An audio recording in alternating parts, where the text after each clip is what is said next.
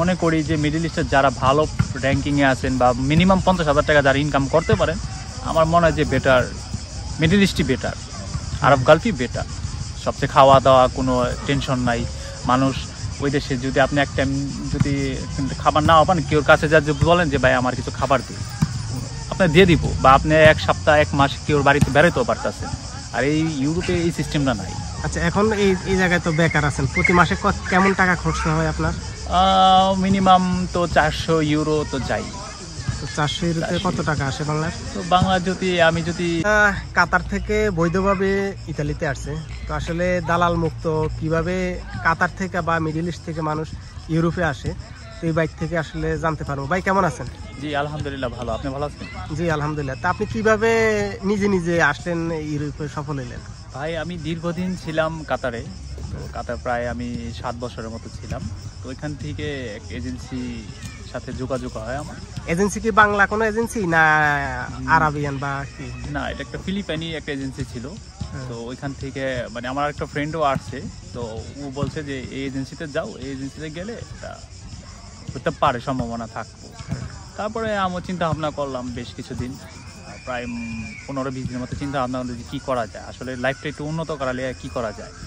তো ভাবলাম যে ঠিক আছে যাই দেখি এজেন্সিতে। এরপরে গেলাম এজেন্সিতে, যা কাগজপত্র সব জমা দিলাম। তারপরে প্রসেসিংয়ে প্রায় আমার ওয়ার্ক পারমিট 2 মাসের মধ্যেই চলে আসছে। কিন্তু কোন দেশের জন্য আবেদন করছেন? পোল্যান্ডে।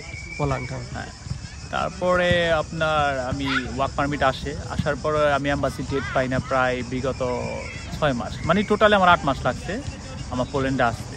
পরে পোল্যান্ডে থেকে আসার পরে ওখানে দেখি মানে ইউরোপ যে কি জিনিস, আসলে আমি ব্যাক করতে চাইছিলাম। কোথায়? কাতারে?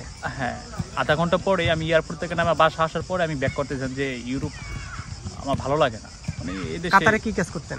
কাতারে আমি গাড়ি আসলে আমার ব্যক্তিগত গাড়ি চালাইতাম। মানে কাতারে একটা ভালো অবস্থানে ছিলেন? আমি খুব ভালোই আছি। তারপরও চাচ্ছিলেন আর কি ইউরোপে সেটেল হওয়ার জন্য? পরে আইসা দেখি মানে সেটেল তো বেশ ভালো কথা, এখানে যে সিস্টেম যেসব রুলস এগুলি ফলো করতে হয়, এটা অনেক মানে লং টাইম একটা ব্যাপার। এই দেখেন আমি এখানে ইতালিতে এখন প্রায় বিগত 4 মাস হয়ে গেছে। তো 4 মাসে একদিনও কাজকাম করতে পারি নাই। কাজে খুবই ক্রাইসিস, বা ডকুমেন্ট নাই, বা ডকুমেন্ট থাকলেও অনেক সময় কাজটা মিলাতে অনেক কষ্ট। আবার কৃষিকাজও পাওয়া যায়, কিন্তু কৃষিকাজ সব জায়গায় পাওয়া যায় না। মানুষ বলে যে কৃষিকাজ পাওয়া যায়, আসলে এটা ডকুমেন্ট ছাড়া খুবই টাফ ব্যাপার। আসলে কাজ করে যে কোনো কাজ হোক, কৃষিকাজ আর যে কোনো জিনিসই হোক, ওইটা মিলাইতে অনেক মানে স্বপ্ন, কাজ মিলাইতে খুবই স্বপ্ন, মানে স্বপ্ন দেখি এখন যে কবে একটা কাজ করুম। এখন যে আসছেন ইতালিতে, মানে কেমন খরচ হয়? এই টাকা কি এখন কিভাবে চলেন? ক্যাম্পে তো নাই অবশ্যই? না, আমি ভাই ক্যাম্পে না, আমি একটা বাসায় আছি, আমার বড় ভাই আছে এখানে। তো আমি বাসায় থেকে ভাই চালাইতেছি আমার বাড়ি, আমার ভাই বড় ভাই আছে এখানে আবার। তো বড় ভাই আমার সব ম্যানেজ করতেছে, খাওয়া দাওয়া থাকা এভরিথিং যা জিনিস জ্বালাই সব বড় ভাই ম্যানেজ। তো পোল্যান্ড থেকে কিভাবে ইতালিতে ঢুকলেন কিভাবে? পোল্যান্ড থেকে তো এটা তো সেনজিয়ান, এটা তো ইউরোপীয় ইউনিয়নের এক সদস্য। তো ওইখান থেকে আপনি যেভাবে বাসে বা ট্রেনে, মানে কোনো গেম টেম মারা লাগে না, নিজেই প্রসেসিং করে আসতে? নিজে প্রসেসিং করে। বা আপনি পোল্যান্ডে আপনি যে কোনো একটা বাস স্ট্যান্ডে যাবেন, স্ট্যান্ডে গেলে বলবেন যে আমি অমুক জায়গায় যাইতে চাই, যে Italy, France, Portugal, Spain everything. হ্যাঁ, ওই বাসগুলি সব ইউরোপে যেগুলি সেনজিয়ান যে কান্ট্রিগুলি আছে, সব ওই ফ্ল্যাগশিপ বাসগুলি সব জায়গায় চলে। তো আপনি ওখানে টিকিট কাটবেন বাস ডাইরেক্টলি। আচ্ছা যাক, আপনার তো হতাশা এবং ব্যস্ততা অনেকই আছে। তো যারা নাকি এই নিজে স্বেচ্ছায় মানে সৌদি, দুবাই, ওমান বা এই নিজে প্রসেসিং করবো কাতার থেকে বা ইউরোপের যে কোনো একটা কান্ট্রিতে আসবো, কিভাবে প্রসেসিংটা করা লাগবে? মূলত ভাই এটা প্রসেসিংটা, এটা আমি যে কোম্পানি থেকে আইছি আসলে এটা ছিল ভালো।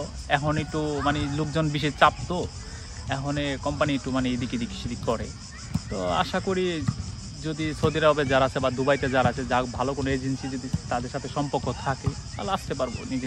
মানে কিভাবে প্রসেসিংটা করবো? মানে নিজে মানে কারো মাধ্যম ছাড়া নিজে এজেন্সি খোঁজ রাখতে হইব, অনলাইন থেকে দেখতে হইব যে কোন এজেন্সিটা ভালো বা কে মালিকের কি প্রয়োজন হয় ওই জায়গাতে। আমি মূলত কাতার থেকে আসার পর আমার মালিকের কোনো কিছু প্রয়োজন হয় নাই, সব আমার অনলাইন থেকেই সব সিস্টেম করা ছিল। তো ওইখান থেকে আমার একটা ডকুমেন্ট দরকার ছিল, একটা এনওসি পেপার। তো ওই পেপারটা আমি নিয়ে নিচ্ছি, এটা আমি নিজেই বাই করে নিচ্ছি মোবাইল থেকে। ওটা জমা দিচ্ছি, সাবমিট করছি। আর পাসপোর্ট, আর অবশ্যই আইডির ম্যাথ থাকতে হইব, ওটা আমরা আরবিতে বলি আকামা। আকামা অবশ্যই ম্যাথ থাকতে হইব। আকামা যদি মেয়াদ যদি না থাকে তাহলে আপনি এম্বাসির ভিতরে ঢুকতে পারবেন না। মানে এটা ইউরোপের যে কোনো এম্বাসি মানে হ্যাঁ, ইউরোপে যে কোনো এম্বাসিতে আপনি আকামা মেয়াদ লাজিম থাকতে হবে। আর সবচেয়ে বিশেষ একটা গুরুত্ব জিনিসটা কি, ওটা ব্যাঙ্ক স্টেটমেন্ট লাগবে। মিনিমাম 6 মাসের একটা ব্যাঙ্ক স্টেটমেন্ট প্রয়োজন। এই জিনিসটা লাগবে, এটা খুবই ইম্পর্টেন্ট জিনিস। আর পাসপোর্টটা আরও ইম্পর্টেন্ট। পাসপোর্ট মূলত আপনার নতুন পাসপোর্ট হলে বেশি ভালো, কারণ যেহেতু এম্বাসি ডেট সচরাচর পাওয়া যায় না এখন আগের মতো, তাড়াতাড়ি পড়ে না, অনেক লেটে পড়ে। তার আমার মনে হয় যে মিনিমাম 2 বছর 3 বছর যদি একটা পাসপোর্টের মেয়াদ থাকে দিলে ভালো হয়। এটা আমার মানে আমার নলেজ থেকে। আচ্ছা, আপনি তো 7 বছর ছিলেন কাতারে, তো এখন কি মনে হয়, মানে কাতার থেকে আইসা কি ভুল করছেন এরকম কিছু মনে হয়? ভাই এটা তো আসলে ভুল মনে হয় আমার কাছে, কিন্তু এখন তো আইসা পরিচিত যেহেতু এখন কি আর করার, এখন থাকতেই কষ্ট করে। একসময় ভালো ফিউচার আছে সামনে, একটা ভালো ফিউচার থাকবো। সাময়িক একটু কষ্ট, সামরিক একটু কষ্ট। যদি আপনি বিদেশে যদি সেটেল হইতে চান তাহলে অবশ্যই ইউরোপ। আর মিডল ইস্টে তো যেমন ধরেন আজকে আপনি আছেন, যে কালকে যদি আপনার কোম্পানি বা যে কেউ বলে যে তুমি চলে যাও, চলে যেতে বাধ্যগতভাবে আমার চলে যেতে হবে দেশে। তো আমি চাই আমার ফ্যামিলিটা একটু। সবচাইতে বড় কথা হচ্ছে মিডল ইস্টে আসা যায় বৈধভাবে, কিন্তু যাইতে অবৈধ হয়ে যাওয়া লাগে একবারে। আর ইউরোপে আসে মানুষ অবৈধভাবে, কিন্তু যাইতে বৈধ হয়ে কাগজ নিয়ে পাসপোর্ট নিয়ে যেতে পারে। পার্থক্যটা এই জায়গায়। হ্যাঁ, তা অবশ্য ঠিক, কিন্তু আবার মিডল ইস্টে যারা বৈধভাবে যারা আছে বা বৈধভাবে যারা যায় তারা আলহামদুলিল্লাহ খুবই ভালো। আর আমি মনে করি যে মিডল ইস্টের যারা ভালো র্যাঙ্কিংয়ে আছেন বা মিনিমাম 50,000 টাকা যারা ইনকাম করতে পারেন, আমার মনে হয় যে বেটার মিডল ইস্টই বেটার, আরব গালফই বেটার। সবচেয়ে খাওয়া দাওয়া কোনো টেনশন নাই। মানুষ ওই দেশে যদি আপনি এক টাইম যদি খাবার নাও পান, কেউর কাছে যা বলেন যে ভাই আমার কিছু খাবার দিই, আপনি দিয়ে দিব, বা আপনি 1 সপ্তাহ 1 মাস কেউর বাড়িতে বেরোতেও পারতেছেন। আর এই ইউরোপে এই সিস্টেমটা নাই। আচ্ছা, এখন এই জায়গায় তো বেকার আছেন, প্রতি মাসে কেমন টাকা খরচ হয় আপনার? মিনিমাম তো 400 ইউরো তো যাই। তো 400 ইউরোতে কত টাকা আসে বাংলার? তো বাংলা যদি আমি যদি কনভার্ট করলে 45-50 হাজারের কাছাকাছি। আর একটু বেশি মনে হয় না? 50,000। হ্যাঁ, এরকম। এখন এইভাবে যদি আরো 2-4 মাস কাজ না পান, তো এইভাবে তো শুধু ঋণী হইতে থাকবেন। হ্যাঁ, এখন এই যে ভাই আছে দেখে কোনো টেনশন করি না। হয়তো খাওয়ায়, তারপরে ওনার তো যায় টাকা তো খরচ। হ্যাঁ, তা তো অবশ্যই যাইতেছে, ভাইয়ের কষ্ট হইতেছে। তো যারা খারাপ লাগতেছে, যারা অবৈধভাবে আসার চিন্তা করতেছে, তো বৈধভাবে যদি সুযোগ থাকে তো অবৈধভাবে তো অবশ্যই আসার দরকার নেই। তো ওদের জন্য কিছু বলেন। আমি সবার জন্য শুভকামনা করি যারা অবৈধ পথে আসতে চান লিবিয়া হয়ে গেম মারতে। আমি মনে করি যে এই পথে না আসাটা ভালো, জীবনে অনেক রিস্ক থাকে, ঝুঁকি থাকে। তো আপনি বৈধভাবে একটু সময় লাগুক, বৈধভাবে আসেন। অবশ্যই আপনার জন্য অনেক শুভকামনা রইল, আপনিও একদিন কিছু করবেন, সফল হবেন। যাক, অনেক ভালো থাকবেন। ধন্যবাদ।